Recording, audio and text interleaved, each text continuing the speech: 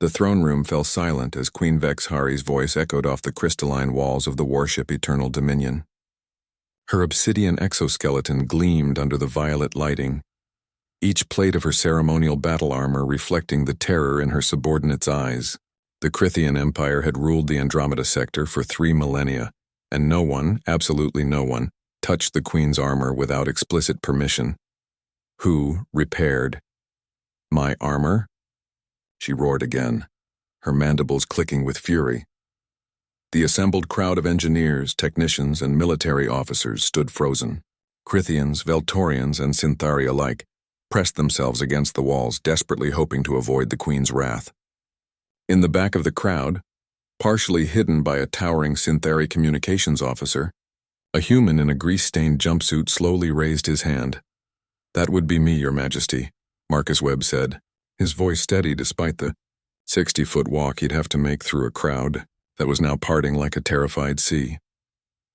Queen Vexhari's compound eyes focused on the humans, the newest species to join the galactic community. Barely 2 standard cycles ago, primitive, weak. Their technology laughable compared to the Empire's millennia of advancement. Yet here one stood admitting to the unthinkable. "You?" The Queen's voice dropped to a dangerous hiss.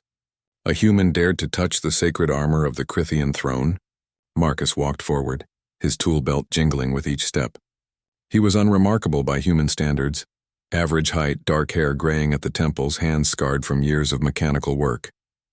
But there was something in his eyes, a calm that didn't belong in the presence of an enraged alien monarch who could have him executed with a flick of her serrated claw.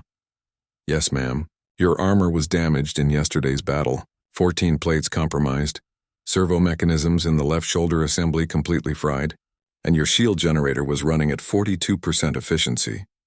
Marcus stopped at the base of the throne platform. "You needed it functional for today's ceremony, so I fixed it." A collective gasp rippled through the chamber. The audacity, the sheer incomprehensible audacity. Queen Vexhari rose from her throne, descending the steps with predatory grace. She towered over Marcus, nearly 8 feet of lethal biomechanical perfection. Her armor, the very armor in question, hummed with perfect efficiency.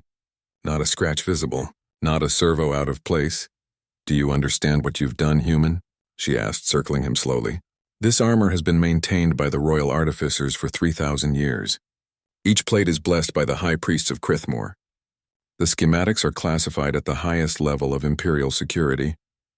And you just fixed it?" Marcus nodded. "I'm an engineer, Your Majesty. It's what I do." "How?" The question came out sharper than intended. "The royal artificers required 6 specialists and 8 hours to perform routine maintenance. You had 3 hours while I slept." For the first time, Marcus smiled, a small, almost apologetic expression. "With respect, Your Majesty, your royal artificers are working with 3,000-year-old techniques. They're treating your armor like a religious artifact, which I understand it is.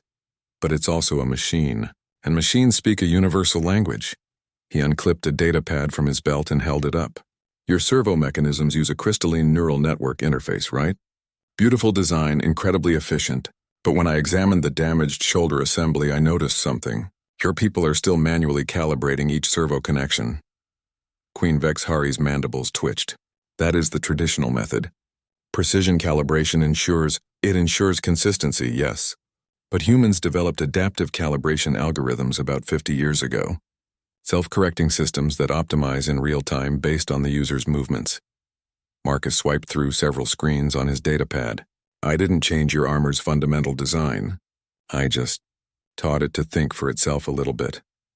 The throne room was so quiet that the hum of the ship's engines seemed deafening. "You improved the sacred armor of Krith?" The Queen's voice held something Marcus couldn't quite identify. "Rage, curiosity, both?" "I restored it to functionality and made minor optimizations," Marcus corrected carefully. "The blessing and sanctity remain intact." "I made sure of that. But yes, if you move your left shoulder now, you'll notice the response time is about 40% faster than before." Queen Vexhari raised her left arm experimentally, then again faster. The movement was fluid, instantaneous, as though the armor anticipated her intentions. Her eyes widened fractionally, the Crithian equivalent of shocked surprise. Impossible, she whispered. Not impossible, Your Majesty. Just different thinking. Marcus gestured to the assembled crowd. Your people are brilliant. Your technology is incredible. But you've been refining the same methods for millennia. Humans were new to all this. We don't know what's supposed to be impossible yet, so we just try things and see what works. The Queen stared at him for a long moment. Then unexpectedly she laughed. A chittering, clicking sound that made several courtiers flinch. Do you know what the penalty is for unauthorized modification of royal property, human? I'm guessing it's pretty severe, Your Majesty. Death. Traditionally death by spacing. Marcus swallowed but held her gaze. Then I suppose I should mention that I also recalibrated your throne's environmental controls. The temperature was 0.7 degrees too high for optimal Crithian comfort, and the humidity was enough. But the Queen was still laughing. She turned to her assembled court.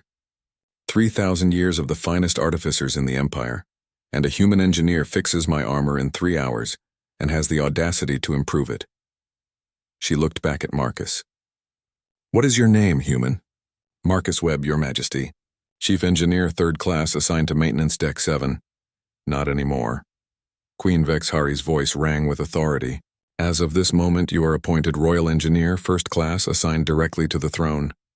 Your first task, examine everything in this ship and tell me what else we've been doing wrong for 3,000 years. Marcus blinked. Your Majesty, I don't think... That was not a request, Engineer Webb. The Queen's mandibles curved in what might have been a smile.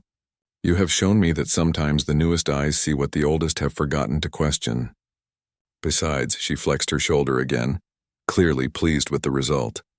If you can do this with my armor in 3 hours, I want to see what you can do with a battleship.